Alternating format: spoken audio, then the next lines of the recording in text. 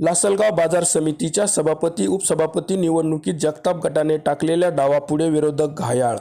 दुसऱ्यांदा सभापती उपसभापती पदाची निवडणूक स्थगित। सभापती जगतापांचा राजीनामाच फेक, मग निवडणूक का?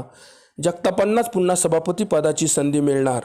लासलगाव कृषी उत्पन्न बाजार समितीची सभापती उपसभापती पदाची निवडणूक दुसऱ्यांदा स्थगित झाल्यामुळे तारीख पे तारीखमुळे विरोधक मात्र पुरते घायाळ झाले आहे।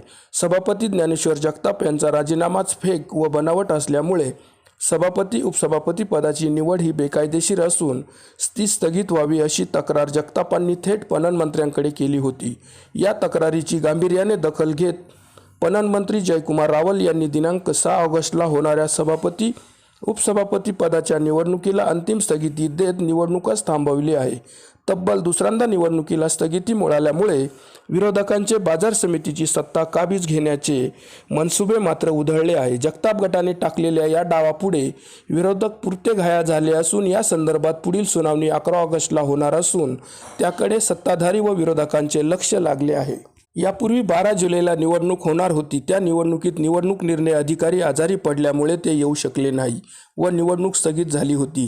या सभापती उपसभापती पदाचा निवडणुकीचा अजेंडा सभापती ज्ञानेश्वर जगताप यांना प्राप्त झाला तेव्हाच त्यांनी त्या संदर्भात पणन मंत्री जयकुमार रावल यांच्याकडे तक्रार अर्ज दाखल केला होता की मी बाजार समितीच्या सभापती पदाचा राजीनामा दिलेला नसून माझ्या खोट्या सहीचा वापर करून तथाकथित लोकांनी तो जिल्हा उपनिबंधक कार्यालयाकडे पाठवला होता। मी स्वतः त्यांच्या कार्यालयात कधीही गेलो नाही।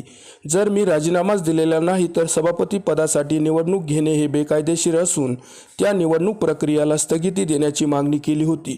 जगतापांच्या तक्रार अर्जावर पणन मंत्री जयकुमार रावल यांनी गांभीर्याने दखल घेऊन 6 ऑगस्टला होणारी सभापती उपसभापती पदाच्या निवडणुकीला स्थगिती दिली असून त्या संदर्भातील पुढील सुनावणी मंत्रालयात 11 ऑगस्ट रोजी ठेवली आहे। दरम्यान जगताप यांनी केलेल्या दाव्यानुसार सभापती पदाचा राजीनामा न दिल्याने त्यांनाच सभापती पदावर कायम ठेवण्याचा आदेश पणन मंत्री देणार का, याकडे लासलगावसह परिसरातील नागरिकांच्या नजरा लागून आहे।